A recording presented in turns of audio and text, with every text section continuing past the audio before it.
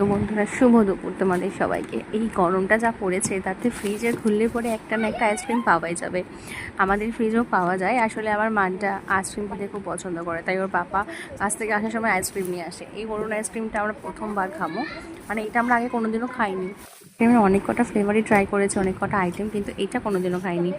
এটা জানো কি অনেক টাকা দাম নিয়েছে, মানে আমাদের কাছে অনেক টাকা, 350 টাকা দামের এইটুকুনি আইসক্রিম কেকটা। যদিও ফ্লেভারটা একটু ইউনিক ধরনের ছিল, খুবই সুন্দর ছিল ফ্লেভারটা, আমার তো খুব ভালো লেগেছে। কিন্তু পয়সার দিকে হিসাব করলে আমি তো আনতে বারণ করতাম। যাই হোক, এই টিফিন বক্সটা আমার কাজে লাগবে, এর মধ্যে মাছ মাংস ফ্রিজে আমি ঢুকিয়ে রাখতে পারবো, এইটুকুনি আমার লাভ হয়েছে, আর কিছু হয়নি। কিন্তু আইসক্রিমটা খেতে খুবই সুন্দর, মানে সচরাচর এরকম আইসক্রিম খাওয়া হয় না 10 টাকা 5 টাকা দামে ছাড়া, খুব জোর হলে 20 টাকা বা 40 টাকা দামে। এটা খেয়ে ভীষণ ভালো লেগেছে, ফ্লেভারটা খুব সুন্দর, একটা ইউনিক ফ্লেভার।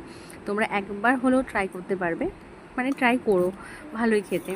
সবসময় আমাদের ঘরে তো এইসব আইসক্রিম আনা হয় না। হ্যাঁ, আইসক্রিম আমরা প্রচুর পরিমাণে খাই, অনেক কিছু, অনেক কোম্পানি, অনেক ফ্লেভার ট্রাই করেছি, বাট এটা আমার ভালো লেগেছে। কিন্তু দাম হিসাবে কম্পেয়ার করলে আমি নিজে কিনতাম না, আর ও কিনেছে বলে বকাবকিও করছিলাম যে কী গো এত টাকা দামের আইসক্রিম কেন কিনে নিয়ে এসেছো।